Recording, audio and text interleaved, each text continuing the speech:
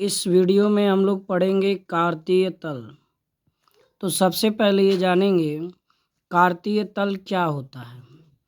देखिए, कार्तीय तल वह तल होता है जिस तल में दो लंबवत रेखाएं, देखिए एक रेखा ये पड़ी है और ये खड़ी रेखा है। ध्यान देंगे, इसमें सबसे पहला पॉइंट ये है कि जब किसी तल में दो लंबवत रेखाएं एक दूसरे को प्रतिच्छेदित करती हैं तो यह तल चार भागों में बंट जाता है। तो इसी फिगर को यानी इसी आकृति को कार्तीय तल कहते हैं।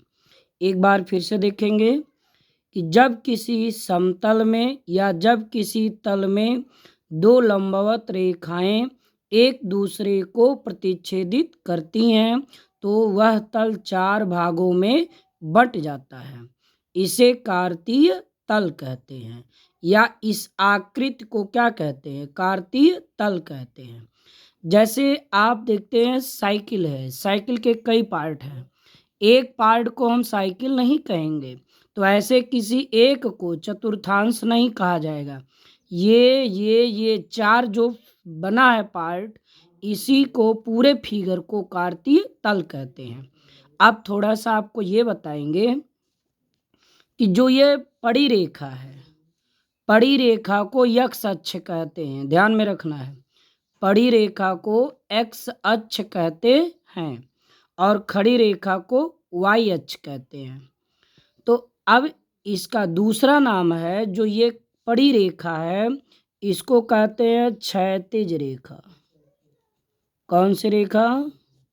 क्षैतिज रेखा, यानी पड़ी रेखा का नाम क्षैतिज रेखा। अब आप कह सकते हैं कि क्षैतिज रेखा को यक्ष अक्ष कहा जाता है और ये जो खड़ी रेखा है इसको कहते हैं ऊर्ध्वाधर रेखा। कौन सी रेखा? ऊर्ध्वाधर। ऊर्ध्वाधर रेखा को क्या कहते हैं? जो ये ऊर्ध्वाधर रेखा नहीं, यही लंबवत खड़ी रेखा है ना, इसको ऊर्ध्वाधर रेखा को वाई अक्ष कहते हैं। ओके, अब आपको समझना है कि इनका और होता है एक एक नाम। जैसे आप सबका हो सकता है दो नाम हो, तो ऐसे ये जो रेखा है इसको तो यक्ष अक्ष कहते हैं, लेकिन इसको एक और नाम भुज कहते हैं। किस नाम से जानते हैं? भुज से। और इसे कहते हैं कोटि। क्या कहते हैं? कोटि। तो भुज और कोटि दो नाम हो गए। क्लियर? अब एक चीज ध्यान देना, मूल बिंदु ये है, यानी दो रेखाएं, दो लंबवत रेखाओं के कटान बिंदु को मूल बिंदु कहते हैं। अब ध्यान देना, इस मूल बिंदु के जो इधर दाईं ओर की दूरी है इस साइड की, ये पॉजिटिव होती है यानी धनात्मक होती है, और मूल बिंदु से बाएं की दूरी इस साइड की ऋणात्मक होती है।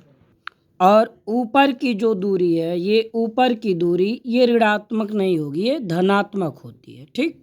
अब मूल बिंदु से नीचे की दूरियां माइनस यानी ऋणात्मक होती हैं। ये चीज़ ध्यान में रखना है। अब इसके बाद देखिए, ये जो दो बिंदु हैं, किन्हीं दो बिंदुओं के बीच की दूरी को एक एकक दूरी कहते हैं। एक एकक दूरी। दो बिंदुओं के बीच की दूरी, चाहे तीन चार के बीच की दूरी को क्या कहेंगे? एकक दूरी। तो इस तरह से ये कोटि भुज। ठीक? अब ध्यान देना है, ये प्रथम चतुर्थांश। देखिए, इस चतुर्थांश के जो चिन्ह होंगे वो क्या होंगे? पहचान। चूंकि जो ये चतुर्थांश बना हुआ है इन दो दीवारों से बना, मैं मान लेता हूँ ये दीवार है, एक दीवार ये, एक दीवार ये, इन दोनों दीवारों के साइन क्या है? Plus plus. ठीक? तो ये प्लस और प्लस, यानी इस किसी बिंदु के यदि दोनों संख्याएं निर्देशांक यानी पॉजिटिव हैं दोनों, तो वह बिंदु हमारा प्रथम चतुर्थांश में होता है।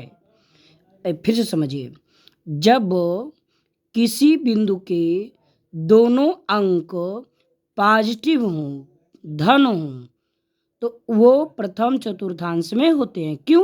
क्योंकि आपको मैंने बता दिया ये प्रथम चतुर्थांश है और ये हम लोग की एंटी क्लॉकवाइज तय की जाती है, इधर से प्रथम द्वितीय तृतीय चतुर्थ, इधर से नहीं। तो अब ध्यान देना है कि प्रथम चतुर्थांश की जो दूरी है वो क्या हो गई, प्लस प्लस चिन्ह हो गई, चिन्ह क्या हो गई, प्लस प्लस, दूरी नहीं बोलेंगे। प्रथम चतुर्थांश का निर्देशित करने का जो चिन्ह है वो प्लस प्लस क्यों है, क्योंकि दोनों दीवारें अर्थात दोनों जो ये हमारी रेखाएं हैं इनके चिन्ह साइन प्लस प्लस है। द्वितीय चतुर्थांश को देखो, द्वितीय चतुर्थांश में भी यह दीवार और यह दीवार लेना है। और एक चीज ध्यान रखना है, किसी भी बिंदु को निर्देशित करने के लिए पहले भुज की वैल्यू और फिर कोटि की वैल्यू, यानी पहले एक्स फिर वाई। तो ये देखिए एक्स एक्सिस जो हमारा है इसकी जो साइन है सब किस में, माइनस में, और इसका प्लस में, तो इसका क्या हो गया, माइनस प्लस।